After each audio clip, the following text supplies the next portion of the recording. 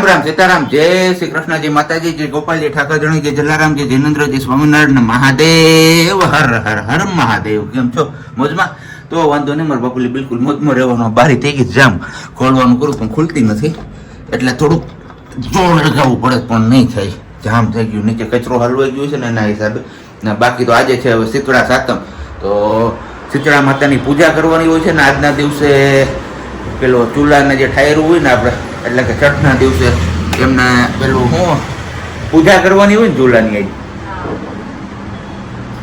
પૂજા હોય ને આજ, તો પૂજા કરવા માટેની આપણે થાળી અહીંયા બધી તૈયાર કરી લીધી છે.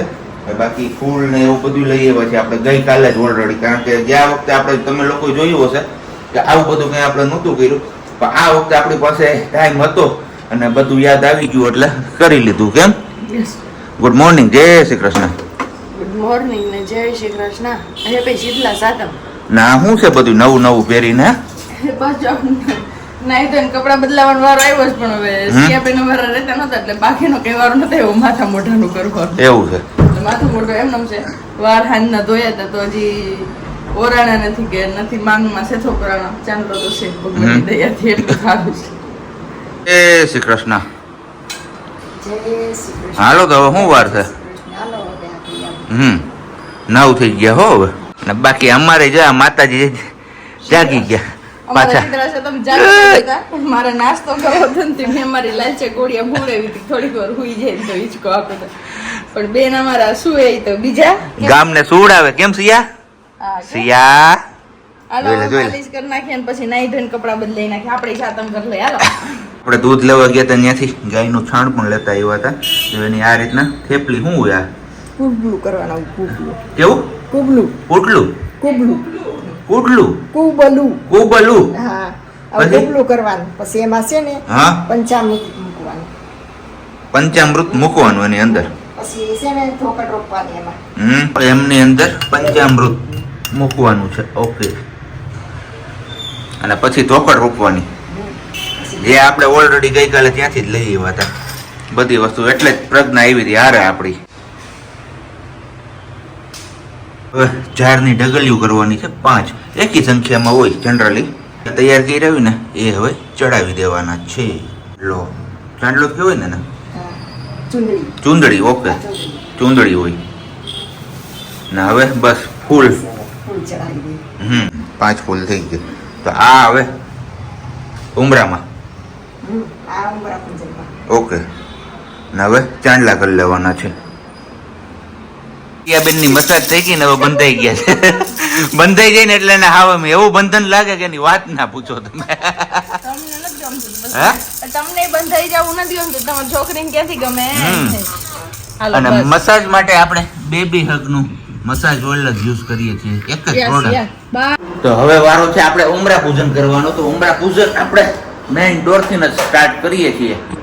બેહી ગયા મમ્મી અહીંયા ગોળ બાપાની જેમ, એ કે ઉભા ઉભા તો મારાથી ઠકાઈ જાય. હવે આ સ્વસ્તિક કરેલા જ છે ઓલરેડી, સ્વસ્તિક કરી લેવાનો છે. અને પછી લાગટ અહીંયા ચાંદલા અને ચોખા ચડાવી દેવાના અને ફૂલ ચડાવી દેવાના છે.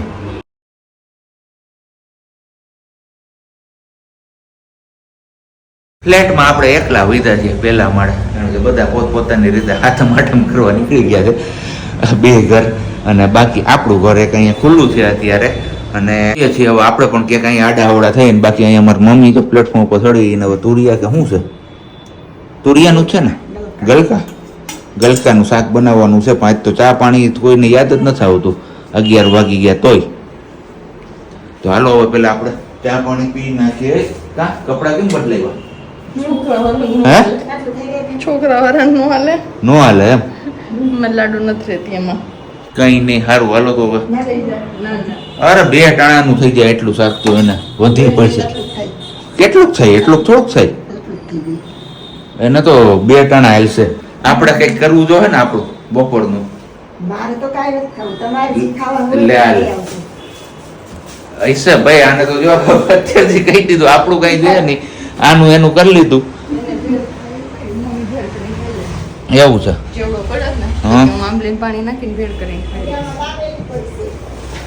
એ તમારે ખાવાની છે. હા, એ તમારે ખાવાની છે.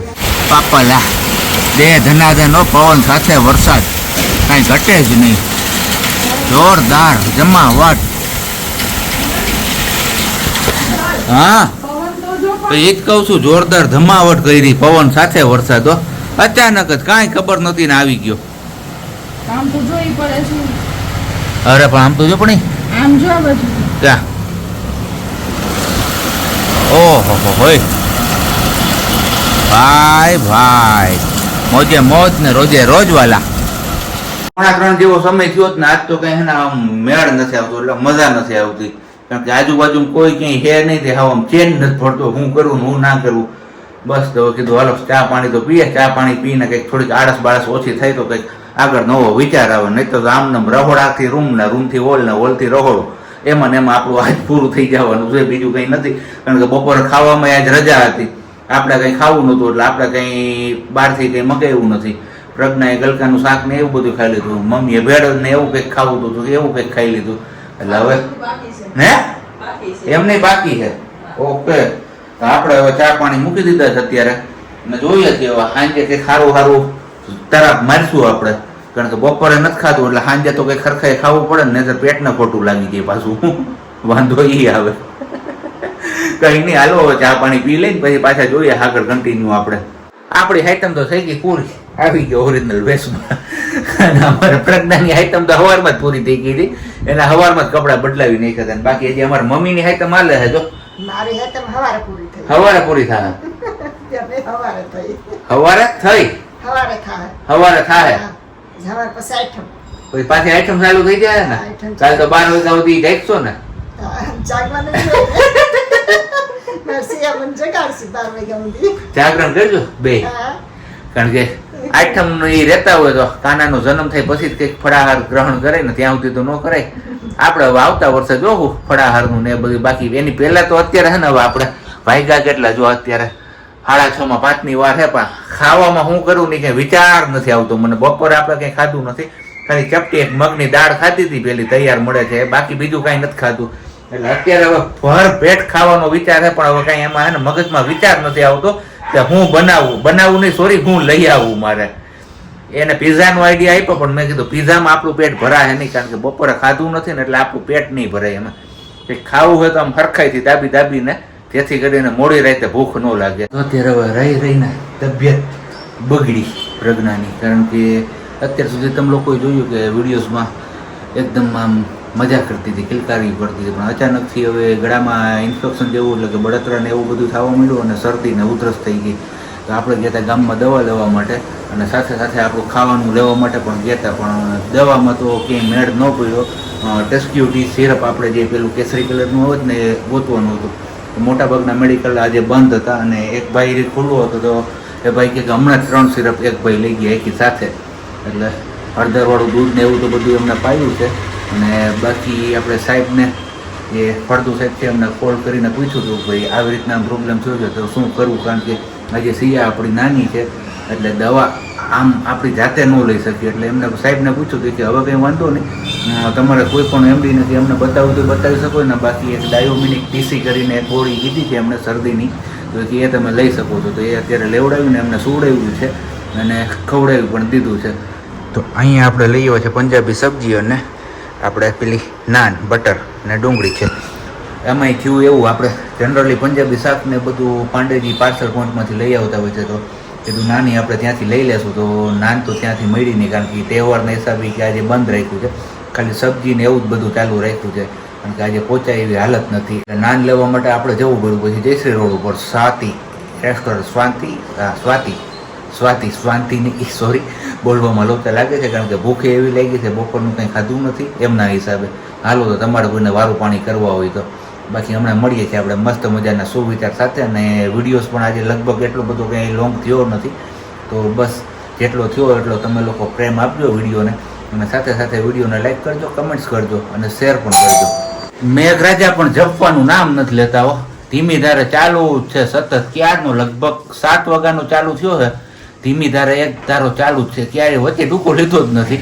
આખી રાત આમ પેલું કે ને ક ધીરે રાખે એના જેવો આવ્યો રાખે. આજ હાતમના દિવસે, તો હાતમના દિવસે કોના ગામમાં વરસાદ હતો તમારે કમેન્ટ્સ કરીને કહેવાનું છે. ને બાકી હવે આપણે વ્લોગ અહીંયા પૂરો કરીએ છીએ. જતા જતા તમારા લોકો સાથે ડેઈલીની જેમ એક સુવિચાર શેર કરતા જઈએ. એની આવડત કરતા છે ને એમની જે દાનત હોય ને એની કિંમત હંમેશા વધારે હોય છે. આ બાબતે તમારા લોકોએ શું કેવું છે કમેન્ટ્સ કરીને ચોક્કસથી જણાવજો. બાકી મળીએ છીએ હવે આવતીકાલે નવા વિડીયો સાથે, આઠમના વિડીયો. એટલે કે જે દિવસે તમે વિડીયો જોતા હશો તે દિવસે ઓલરેડી આઠમ થઈ ગઈ હશે. આપણે નોમના દિવસે આઠમનો વિડીયો આવશે. તો બધાને ગુડ નાઇટ, જય શ્રી કૃષ્ણ, અને શાંતિથી રહેજો અને શાંતિથી રહેવા દેજો.